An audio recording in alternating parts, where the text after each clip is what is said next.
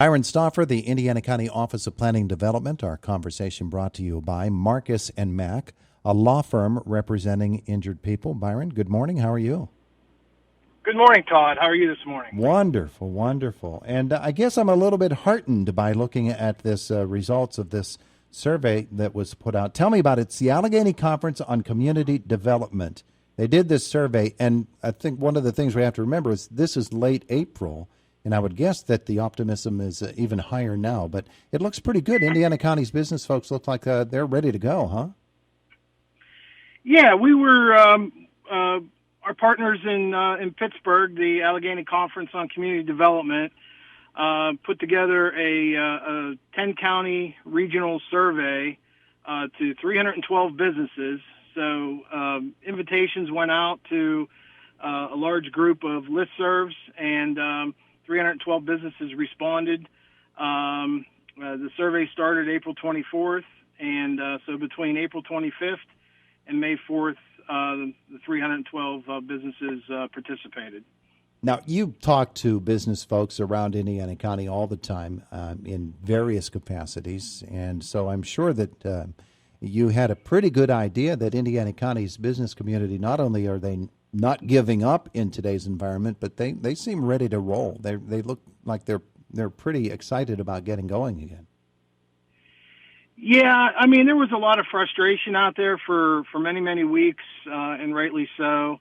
I think everybody, there was a lot of unknowns at the beginning, but as the, limited amount of cases here in Indiana County were actually realized, people were getting anxious and ready to go. And so going to yellow was certainly a first step. And now, going to green here last week, businesses are pumped. But again, we strongly encourage everybody to, still be prudent in their resolve to keep social distancing. And but yeah, the results of the survey were very interesting, and I'm glad to go through some of those with you. Well, let's start then with the fact that Indiana County, Lawrence County, and Armstrong County, they're among the most confident in a fast recovery.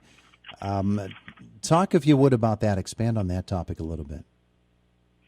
Yeah, close to 60% of the businesses that responded expect to be fully open by the end of at the end of June.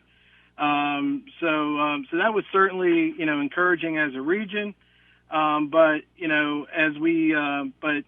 Indiana County, I'd like to point out, 86% of respondents thought that they would be open by the end of June. In the lowest, in Allegheny County, I believe, was 57%.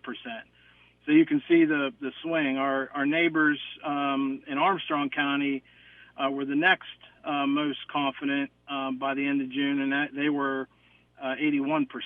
So again, a lot of bullishness with regard to opening up, and so very pleased to have seen that particular result. I found it interesting as well that when they talked about procedures for reopening in Indiana County particularly, they were more actively procuring PPE and sanitizing supplies, and they had already started. Remember, this is done in April, so folks were already looking at ways that they could get going again, and that was right near the top of the list that they needed to do. Yeah, you've done your homework, Todd, as always. But there's a number of different questions that were asked for preparedness in reopening, everything from policies and procedures and procurement of PPE.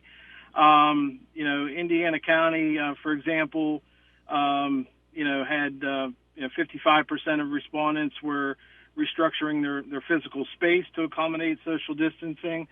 So I think you're seeing a lot of plexiglass going around. A lot of our restaurants are making some changes to the way that they're operating and doing business. But yeah, there's some questions here about restructuring the entire business model. So one of the things I did want to point out that businesses that are are struggling to figure out what they may need to do, or to certainly contact the Center for Economic Operations at 724-465-2662. We can avail you of different resources and access to information to assist you. Our friends over at IUP, for example, are able to do some additional consulting for businesses. We have the Center for Family Business and our Chamber of Commerce and Tourist Bureau for those businesses in the hospitality or other industries. But there are a lot of resources out there to help businesses through this transition. Yeah, I find it interesting as well, and the CEO probably could weigh in on this more than anybody else. But, there's been all this controversy about getting your employees to give up all that extra income that they're making in order to come back to a job at your place. Indiana County is among those least confident that they'll be able to recall laid-off employees who could be temporarily at least better off with the supplemental incomes. So that's a hurdle to overcome, isn't it? Yeah, we were, a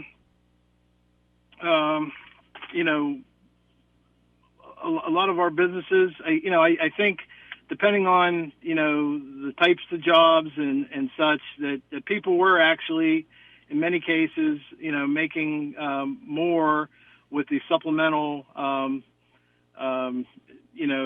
unemployment compensation from the federal government, that was on top of the normal unemployment comp. So that extra $600 a week, I think could be influencing some of those decisions. But the fact that, and at the same time, taking a little pressure off of the small business owner that, may want to open up a little more slowly, not knowing what the response is going to be from the customers.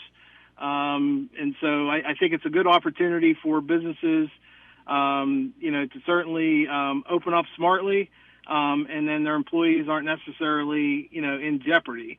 But at the same time, we saw some good responses that, people do plan on opening, but it may be a gradual in some cases. Some cases are ramping up 100%. And with the PPP loans, the Paycheck Protection loans, a lot of people were also able to stay on the job as well. So, it's certainly a mixed result, but I think there's a lot of rationale. And some of the changes that may be made supplementally to the CARES Act, there may be triggers that may force people's hands a little bit later because of this little nuance about making more not working than those that are actually working. So I think there's going to be some regulatory changes that will make behaviors change a little bit as well. Byron Stauffer, the Office of Planning and Development, with us this morning as we talk about this survey. And again, it was done in April, so things change every single day, and sometimes 2 or 3 times a day.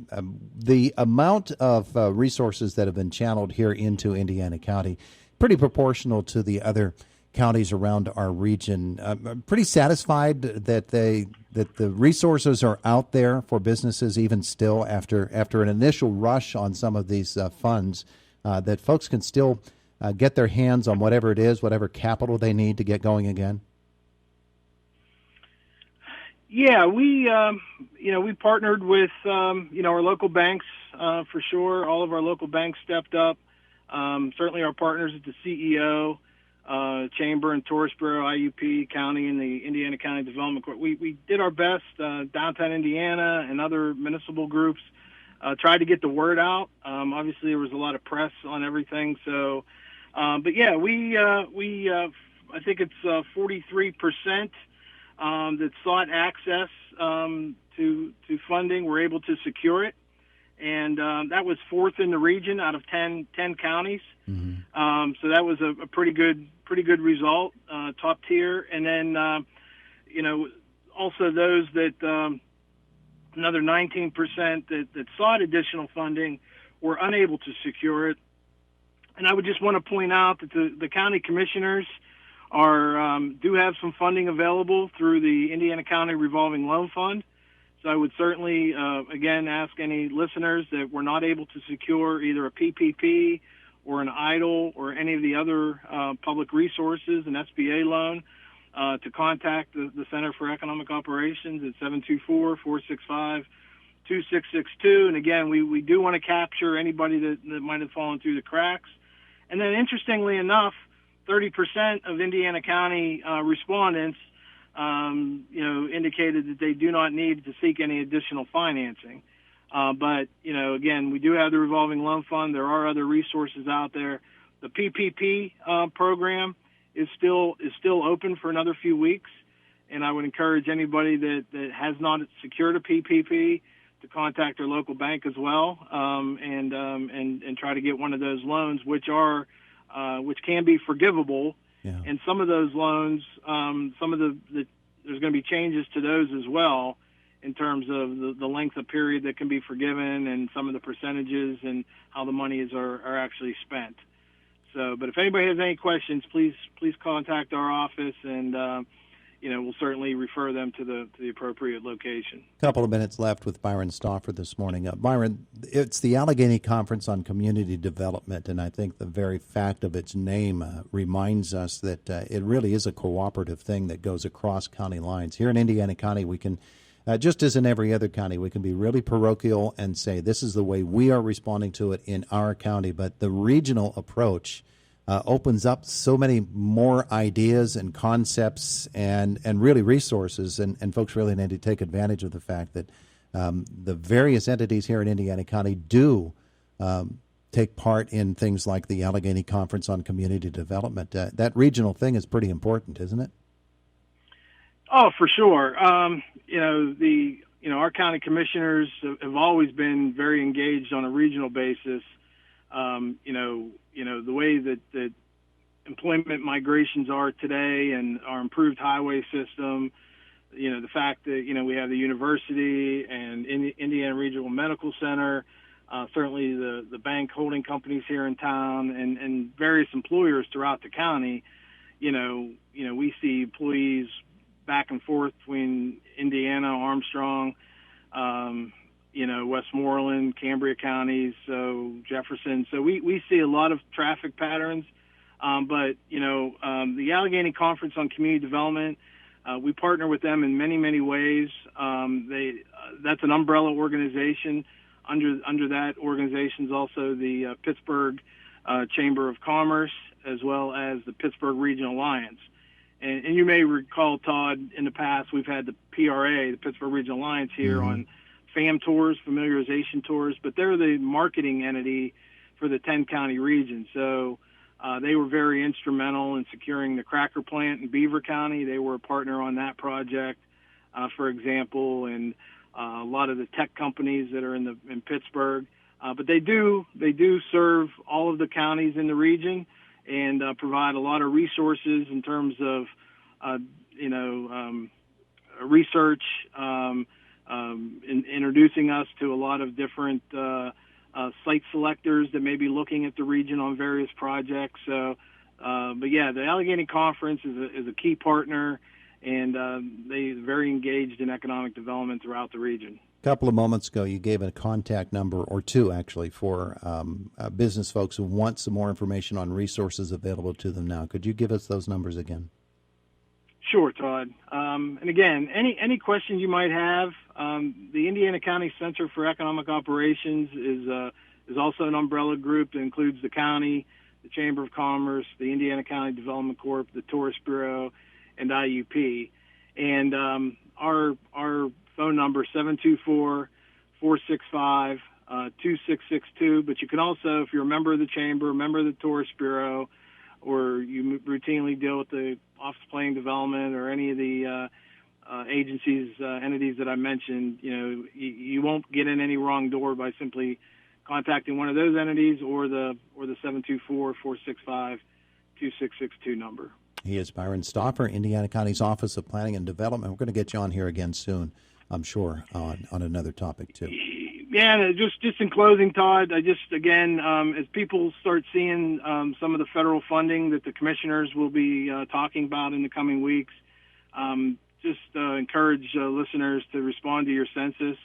A lot of these funds will be disseminated by population, and some will go through the state, some through the federal government, and so again, that census response rate, we need to do better there, and count every citizen that we can, so that we're entitled to every dollar that's available to us for this recovery. Absolutely, it's really important. Byron, thanks so much. All right, thank you, Todd, and have a great day. Enjoy the weather. You too. We'll see you. It is the voice of Indiana County, WCCS, AM 1160 and 101.1 FM, 101.1 FM, 101.